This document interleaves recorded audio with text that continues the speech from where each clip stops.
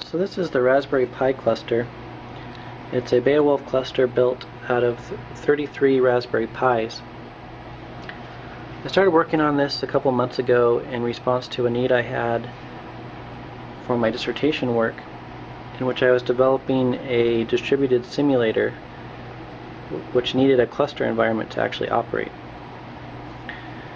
So this seemed to be about the cheapest way you could build a 32 node or 33 node cluster.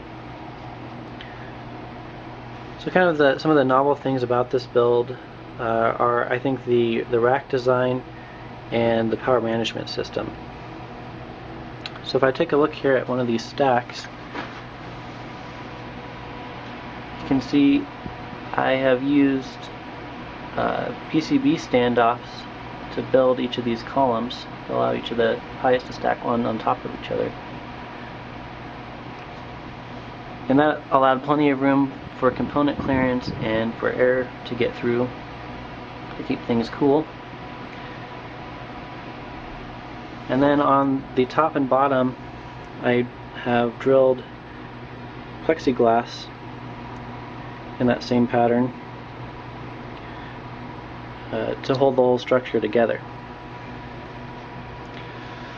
Now for the power management, you'll notice, so normally you would use USB, this little micro USB connector on the corner, to power a Raspberry Pi.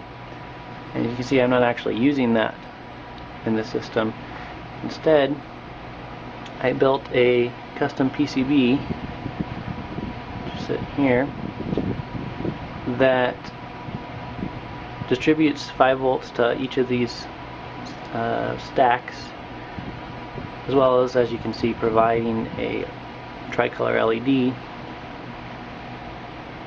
And there's these wire jumpers that go between each PCB to allow power to be moved between the top and bottom of the stack. So I just bring power into one place on the stack, and the whole thing is powered. And so my regulated 5 volts I'm actually getting from a couple PC power supplies, because they provide up to 30 amps at 5 volts, so you got plenty of power that's clean and plenty clean for running on Raspberry Pis. So one other thing with the PCB board here is that whenever you power through the 5 volt pin on the GPIO header, you are actually bypassing a fuse that's normally that is present between the USB connector and the 5 volt rail. And so I went ahead and added that back in to this PCB as well, so that I still maintain short circuit protection on all the boards.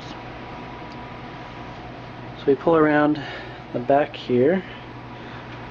I've got some air cooling, which is certainly overkill for the amount of heat generated by Raspberry Pis, but I am overclocking all of these to 1 gigahertz, so they do get a little bit warmer than they normally would, but even so, they don't ever get to temperatures that really require the fan cooling. But it looks cool, and it does keep them a lot cooler than they normally would be as well. So on the corner here, this is one of the PC power supplies that I'm just using the 5 volt rail off of that. We got another one on the other side.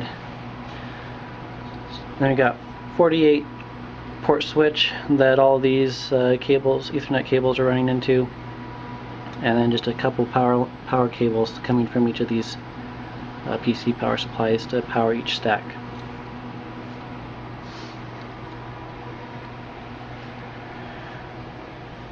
So the program that I have running on here is just a parallel program using MPI, and effectively this node on top, master node, is directly controlling the LEDs on all the rest of the nodes in the cluster. This is just kind of done to showcase the whole thing operating as a cluster and show how tight a synchronization is actually possible with communications using parallel programming. In any case where you have a single LED that's being lit on a node, it's just doing a regular MPI send receive operation.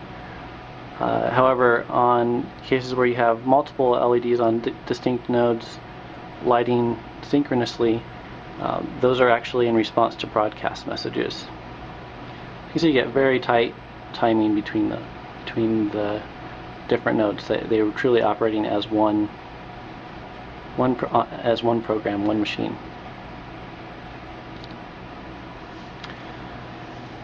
So see, let it sit here and run through some of the different patterns.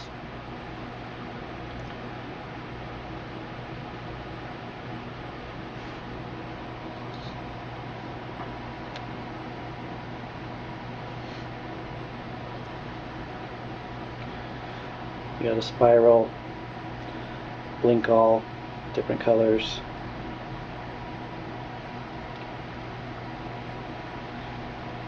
So the software I have running on here is Arch Linux.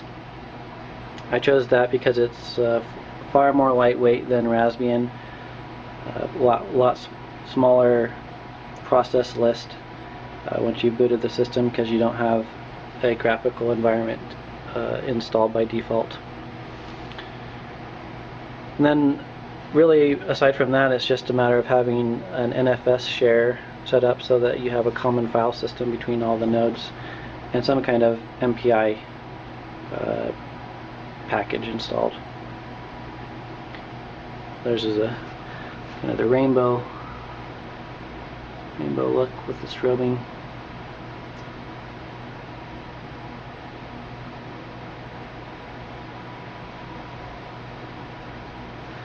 So at this point I've been able to move all of my simulation over to this platform, and it's performing really well. And it's been a really fun project to work on. It's pretty cool to have a 32 node cluster that can sit on your desk, just about.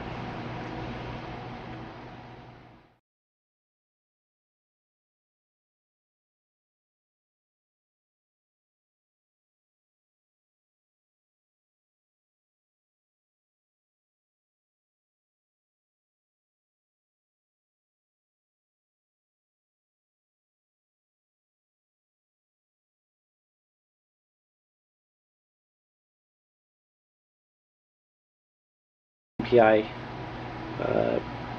package installed. There's the rainbow look with the strobing.